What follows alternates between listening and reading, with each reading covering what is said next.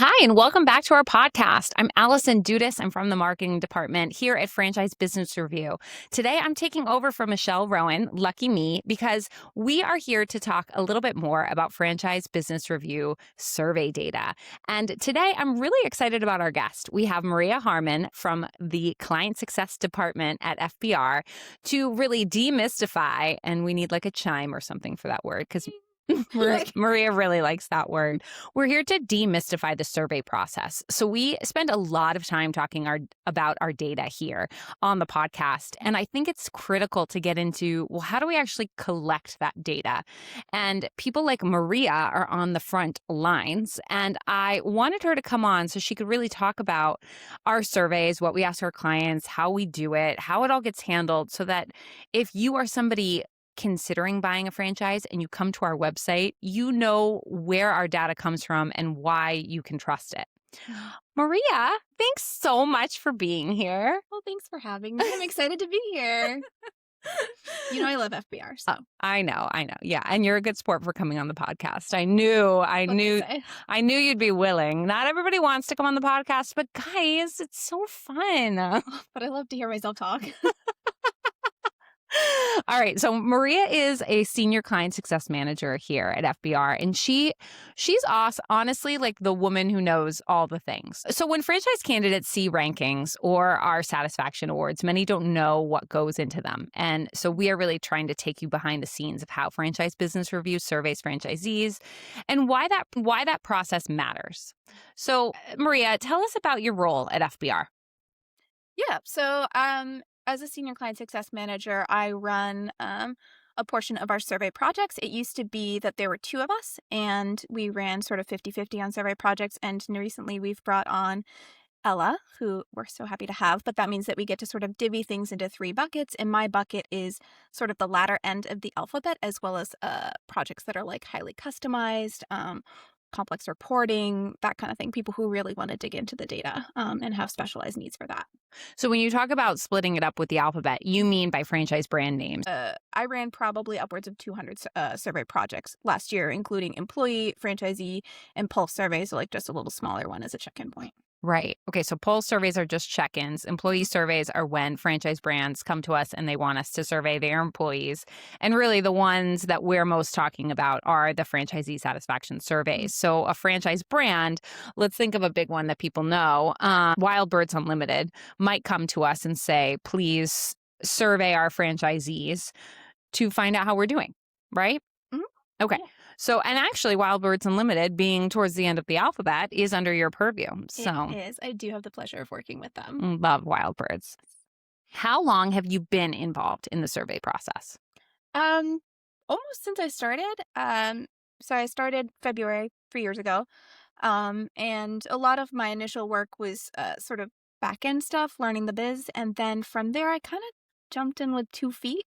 We didn't have sort of the same processes that we did now with documentation around like sort of the how-to of it all. Yeah. So I really did sort of jump in and learn trial by fire, and it was very exciting. You get to do a lot of different things. I mean, the variety of brands that we work with. So many different kinds of Sort of brands. means that there's a lot of needs being met at all times. So. Yeah. What gives you a front row seat to how all of this works? So as part of my role, I connect with the client, so the brand. We build their custom project. So that includes, I don't know if we're familiar, do we know the base of the survey? Well, you could probably talk a little bit more about that. Yeah. Sure. So our survey is built with 33 benchmark questions. Those cover areas like training and support, franchise system, core values, leadership, financial opportunity, a little bit of everything there. And we also have questions for demographics like units, tenure, region, age, gender, veteran or not. And those can help with filtering the data, saying are single unit owners more or less satisfied? Are people who are more tenured more or less satisfied? Is the new onboarding experience for those in the less than 2 years bucket improving year over year? So are the newer people happier? Does that mean we're going in the right direction? So it can kind of be for things like that. So we got a little bit of everything in there. And just to, again, just to demystify. So when we talk about benchmark questions, these 33 questions, those are similar all across the board. So every single franchise brand whose franchisees we survey Mhm. those franchisees get asked the same 33 questions. Now, franchise brands can choose to add more questions if they like, but those 33 questions are the ones that you're going to hear us talk the most about because they get really at how these franchisees feel about owning their franchise location. So how their training and support is, all the things that Maria just mentioned. And that's exactly where, when you're looking at people who are sharing data on our website, that's exactly where that score comes from. So we take the raw average of those 33 benchmark questions and we add sort of an awards weighting that might be an increase in points because they're a really large system with really great participation. It might be decrease in points because we do review the FDD as part of the process. And if there's been a lot of turnover, that is a little bit of a ding. So you're seeing their raw FSI plus sort of an overall consideration of the system and engagement as a whole. And FSI stands for? Franchisee Satisfaction Index. Yeah. So that's you. Yeah. So you'll see for brands that are actually sharing their reports on franchisebusinessreview.com, you'll see an actual number assigned to them when you click on them. And then, of course, subsequently, if you decide to download their report to see more. So you'll see, and what's the scale of numbers that we use? So they're 0 to 100, and an FSI type question, a franchisee satisfaction index type question, is on a 5-point rating scale. So if you've ever taken one of our surveys, you've definitely seen this. Usually it's an excellent to poor or a strongly agree to strongly disagree, and each response receives a weighting. So strongly agree will be 100, agree is 75, neutral is 50, all the way down 25 and 0 with that disagree and strongly disagree. And that's how we get a rating for an individual question. And we really protect those 33 benchmark questions within the survey. We do offer some amount of customization, like maybe instead of senior leadership promotes a team culture, we might allow you to say leadership promotes a team culture or the executive team promotes a team culture. But we really protect the essence of those questions. And brands who are removing those questions from their surveys aren't eligible for awards considerations and so aren't eligible to be featured on our website.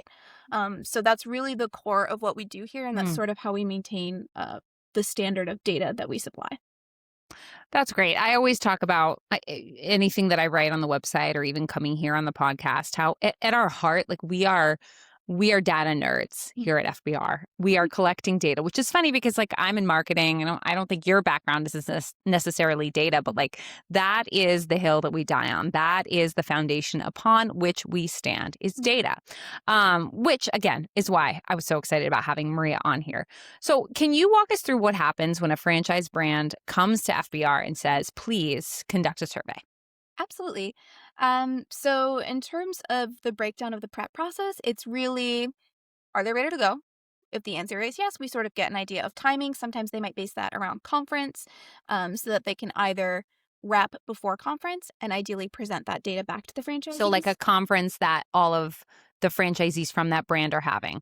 Yeah, Yeah, like sometimes it's like Kona Ice 12 has meetings, a but yeah, convention or like, so cute. yeah, that's what they call it with a KON. Love it. So like a lot of brands will have, I think probably all brands to a certain degree have some kind of yearly meeting. Okay, so they'll want to maybe do it right before conference so that they can circle back with their franchisees, share the data. Okay.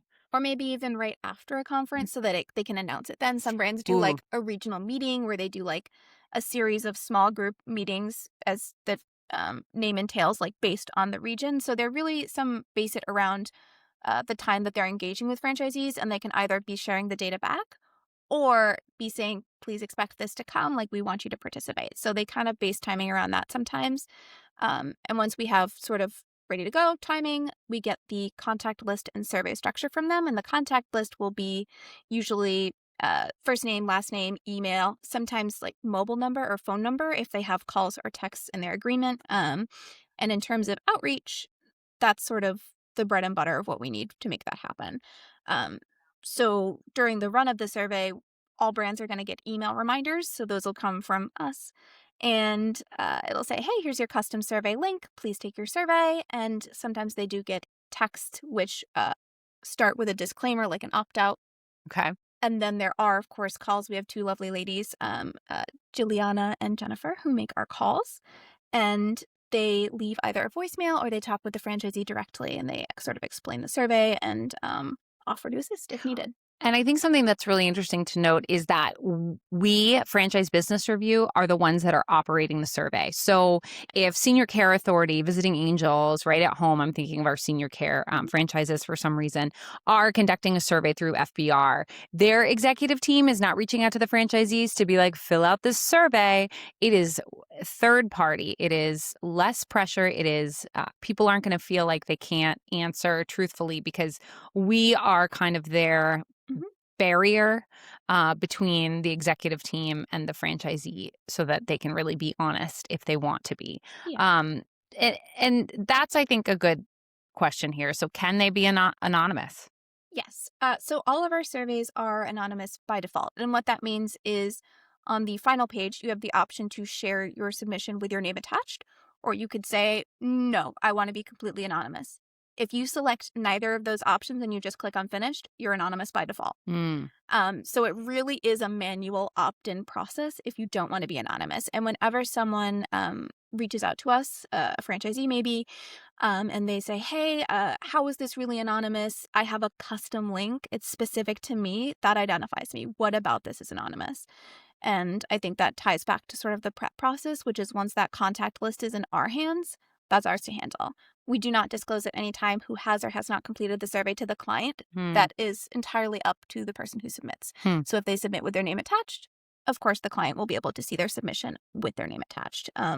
But we're really sort of dedicated to protecting anonymous surveys for those who want to provide them. And to that end, none of our questions are forced response, hmm. which means that if you do not want to answer a question, you feel that it identifies you specifically, and that question is standing between you and completing the whole survey and providing honest feedback, I'll say it's okay. You can skip, if you know that you're the only new franchisee, Yeah. you can skip the tenure question, because we really prioritize that honest and open feedback over everything. Yeah, I think that's critical. And I think if you are somebody looking at franchisees because you want to invest, Mhm. it should be a red flag to you if a franchise brand is conducting their own satisfaction survey Mm, because yeah. a franchisee is not going to feel as willing to be honest with their own franchisor with no barrier between them as they would be Mhm. when they fill out a survey through someplace like FBR. Yeah. I think that's one of my favorite conversations to have is sort of to take a little bit of like a hostile or a concerned incoming call and be able to provide like the honest reassurance that that's a standard that we maintain. Yeah. Yeah. Because, obviously we love it when franchisees are happy and we love it when the franchise brands that are on our site perform really well in these surveys, but that's definitely not always the No. case. And something I want to ask you. So, Maria, there are some open text questions Yeah. that are included in these surveys. And I want to know what are some of the most insane or angry or whatever Mhm. things people have ever said or funny or positive, like what kind of, give me the open text tea, spill the tea. Okay. So I will sort of preface this by saying that what we say at FBR is you can't improve what you don't measure. And when brands survey with us, we always say, when they come to survey again, we say, so about your last survey. Did you share the data back? Did you connect with the people who shared their name? Did you thank everyone for providing their feedback? Are you creating a feedback loop where people are giving their feedback, hearing that it's being used to make change, and then getting to provide additional feedback on how that change is going? So you can tell based on the open text responses who is or isn't successfully creating that loop, independent of whether or not they're being rated highly. Hmm. So you could have a brand with lower scores, people who are like dissatisfied with like the training or the marketing or the technology, but you can see in the open text responses that they're working on it and that they're transparent about the fact that they're working on it, Hmm. because those responses turn from, this is garbage. I feel like they don't have my best interests at heart. I think that they're only focused on the bottom line. And they transform from, listen, this is really frustrating and it doesn't support me the way I need it to, but I really appreciate that they're making strides and I can tell they're working towards change. Like I think they're going in the right direction. I could use a little bit more. It really changes the tone. Hmm. So I think that just at a glance is a pretty good tell for whether or not people are really taking that you can't change what you don't measure to heart, and making Yeah, sure that that transparency is reflected back onto the system. Um, that's such a good point. yeah. Yeah, because those open text responses are a chance. I mean, I think about whenever I filled out a survey, and sometimes I can't wait to get to the box at the end where I can either like share all Let the it all things out. that are making me frustrated, or I can be like, gush, right? Or if there's like one specific thing that you're like, can you just fix this thing, please? Yeah. What are some you were telling me before we started recording about some silly things that Oh, people have I mean, said? people will say, and honest and open feedback, right? But sometimes people will be a little more honest and open than you might think. So I've seen, we have a question like, would you do it again knowing what you know now?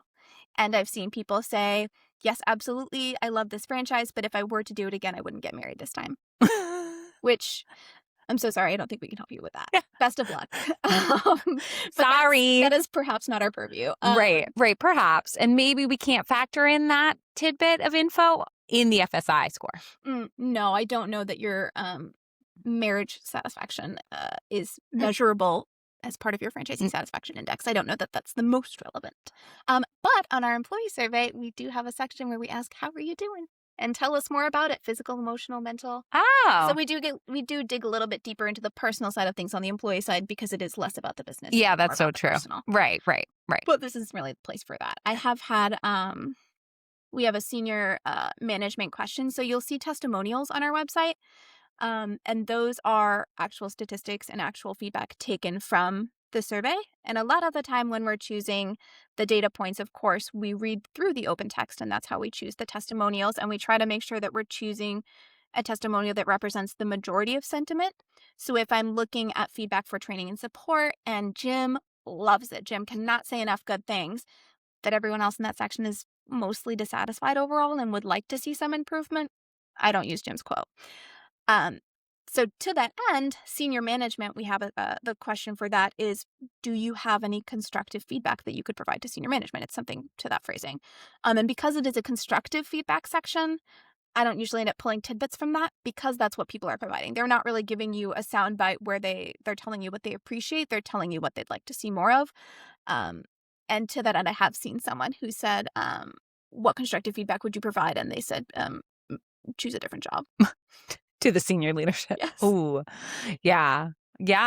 Oh, so man. We've seen it all. We've seen the constructive. We've seen the silly. We've seen the frustrated. It's all there. Yeah. It's all there. And business ownership is wild, right? So some days you're not happy. And I think the thing I like about this is that if there are some patterns that appear for a franchise brand in their data, in their survey data, they can see that and go, oh, wow, everybody seems to be dissatisfied with the marketing that we provide. Yeah. We need to do something about that. Yep. And what's interesting, too, is that we have a heat map feature, which is essentially a breakout where you can look at data. Clients can look at data in the online tool based on units, tenure, or region. And that can help target actionable feedback, and that plays back into that feedback loop. I did see a brand who were rated pretty highly in marketing overall, but they had a very low score in the West. Interesting. Yes. Huh. That's a huge opportunity for them, being able to identify that, to go back to the West and say, hey, what is the challenge in your market? Like, they were so baffled. They said, our support is the same across all regions. I'm not sure why they're less satisfied. And I said, that's very exciting because this is an easy target. Yeah. Go back to those people, dig a little deeper, use those open text questions. Yeah. Maybe a smaller pulse survey to target and say, what's the missing factors? Is it a more challenging market? Are there more complex needs? Right. Or is like your regional director for the West, like not pulling their weight. Yeah, so much interesting stuff. Because our hope is that franchise brands take the data and they do something with it. Right. With data comes great responsibility. I think that was in Spider-Man. I think so too. I think I saw that one. Okay, so let's see. We've kind of covered this, but just maintaining objectivity. Why is that so critical to our mission? Well, I think that in terms of maintaining objectivity, it's we're not a pay to play, right? So we'll get emails from PR firms or prospecting people who are like, how much does it cost to be featured on your website? Yeah. And our response to that is always, you can't pay to be featured on our website. You have to have satisfied franchisees. And we do actually offer a free version of the survey where clients don't actually get to take the data back. But we want to make sure that the survey itself and the awards option and the feature on our website is offered sort of universally. We don't want there to be sort of a ceiling that impacts people from being a part of that. Yeah. So we do encourage people to collect that data, of course, and I'm losing my train of thought a little No, bit. but I think that's a really good point. Every brand, every franchise brand out there can work with Franchise Business Review, Mhm. can do a survey at Yes. no cost. Mhm. Um, Yeah, and I actually had a brand this past year who had been chronically doing our, like, free or snapshot survey for, like, 3 or 4 years now, and this year, they finally got the budget to do the full version, and they were so excited, I had to stop them from adding 40 or so custom oh my God. questions. I was like, "Maybe half that," Yeah. because we didn't want them to sort of double the size of the survey overnight, but they were so excited to finally be able to get that data back and start working with it. That's so great. Yeah. So the ones that do it for free, like you said, don't get the data back. And Mhm. that's where like our services really step in, right? We're giving you back the data, we're going through with you. Like that's what you end up paying for if you're a franchise brand. But like Mhm. we'll still do the survey. We still want your data so that when we do our rankings, top 200 brands, top franchise brands for women, best franchises for culture, et cetera, like they are based on a data set that is more expansive. It's not just, oh, your brand had the money to pay. Yeah. And so I don't know, like it definitely makes me feel good about working here because I feel like our information that we offer it's good information. It's Mhm. not there's so much ickiness out there where you are like, can I trust this information? Or Yeah. like you said, is it pay to play? Mhm. Whether it's like you want to find out what the best headphones are. Yeah. And you're like, well, is it real or did the person writing this review get gifted a bunch of stuff? Mhm. And then I'm going to get these headphones and I'm not going to be super thrilled about them. Yeah. And the other piece of that is, of course, that our data is also dated. So Yeah. Yes. it's always within the last 18 months. Brands who have not resurveyed their franchisees within the last 18 months can fall off awards Yeah. in that way because it has to be current data. So that's like one, it's not really a pay to play. You have to really show up and be a high quality Hmm. franchise. And then two, your data has to be current. It has to be relevant.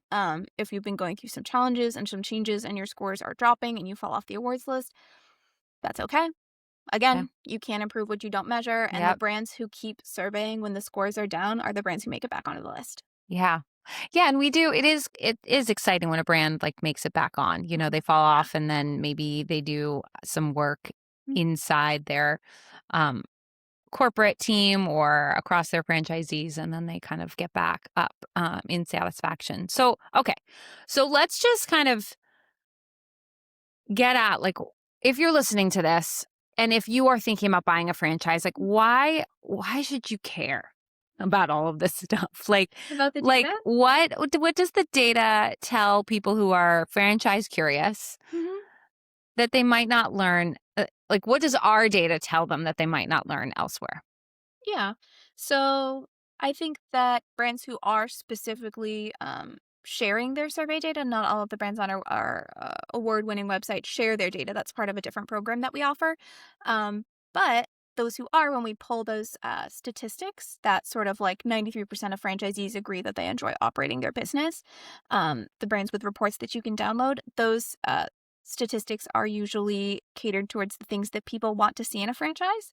So if, a brand has 10 top areas and they all look so great and we only choose 3 for their page, a lot of the times if franchisee community is in there, if enjoy operating is in there, and if something maybe from core values, like I think the franchisor operates with a high level of honesty and integrity.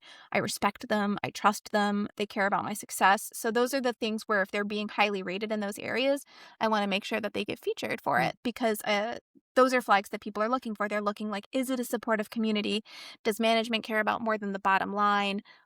Do people like operating this business? Do they like being a part of this organization? Yeah. Yeah. I think it's so interesting because you think about like if you're just interviewing for a random job, right? Mhm. The chances are I mean maybe you'll be lucky and you know somebody who already works at that place and you can be like, "Hey, what's it like to work there?" Yeah. Right? What's the culture like? But most of the time when you're interviewing for a job, you're trying to find out as much as you can. You're asking questions during the interview process, but it's kind of hard to really vet it. And I feel like this is like a job interview where especially if clients, if brands are sharing their full survey data, you can go in and really find out some more information. And obviously, our advice forever and ever and ever is to talk to franchisees and get in there. But like, this is a great first step because it might rule out some brands where you're like, oh, I was really excited about that brand. And then I read their satisfaction data and I was like, oh, I really stink at, technology and that franchise brand is rated really poorly in technology. So like that's not the right one for me because I need way more support than that. So just it's that intel, that inside scoop that at least gets you started in the right direction. Um how should candidates, and when I say candidates, I mean people who are considering buying a franchise, Mhm. how should they use franchisee satisfaction data in their research? Although I kind of just answered that. Yeah, I guess. I mean, I think that looking for those data points, deciding what is it that you most need in a brand? Are Mm. you most looking for a strong community, or is that not relevant to you? Are you most looking for enjoying operating? Some people want to be like sort of a silent operator. Yeah. So are you most looking for people who like enjoy operating? Like those are the things that I would look for as I would think about what is it that you're looking to value most in the experience as a candidate and then find the statistics that align with your values in that. Mm. All right. So let's kind of finish up with lessons from the field. So Maria's out there. She's in the field. She's doing the surveys. She's talking not just to our corporate franchise brands and the operations people, but she's also getting the chance to talk to franchisees. What patterns do you notice among the strongest franchise systems? I mean, I said it before and I'll say it again. It's people who are creating that feedback loop. Mm. It's always going to be people who are regularly serving their franchisees and then also reflecting that data back to the franchisees saying, "I heard that you loved X, Y, and Z, and I heard that you wanted to see improvement in A, B, and C. And here are the initiatives that Mm. we're going to use to tackle this." Sometimes there's too many areas to tackle them all at once, but being transparent about the moves that you are making makes them feel like their feedback matters. Otherwise, we get people who are saying, "Hey, I've completed the survey 5 years in a row and I've never seen anything back. Why am I doing this? Why am I doing it? What am Right. I doing this for?" And it makes a difference. I mean, sometimes people are scared to survey because Mhm. they're like, "It's not a strong system. We had a lot of changes in leadership. We've been working really hard to build it back up from like previous leadership, but we Right. know we're not going to be rated well."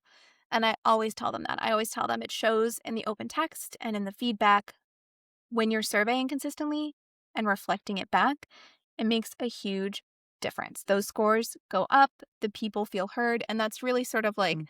the psychology of choice, right? Feeling like you had a hand in the decision makes you more likely to appreciate that decision. Yeah. Yeah. That's a great point. What surprises people most when they learn about how the process works? Um, Sort of from the client side or from the candidate side? I think from the candidate side. I think it might just be that it's like it's actually anonymous. Yeah. It actually is. Like I said, we don't disclose who has or has not completed the survey. Clients do sometimes ask, and I always reiterate that that is the case. Every now and again, I'll get a call from Mm. someone taking the survey, and they're like, "Hey, I already took it," and I keep getting reminders, and I say, "From us or from the brand?" And they say, "From the brand," and I wish they would stop. Like I'm feeling bothered, and I say, "Well, that's actually part of our commitment to maintain anonymity. You submitted anonymously, and we're not disclosing to them that you did." Right. And I've never had anyone say, "That's terrible." They're always like, "Oh, well, that's okay then." Yeah. Yeah. Yeah. Yeah. They're bugging me because they have no idea if I filled it out Yeah, or not. Yeah. That's a good exactly. point. Any memorable stories that illustrate the value of franchisee feedback?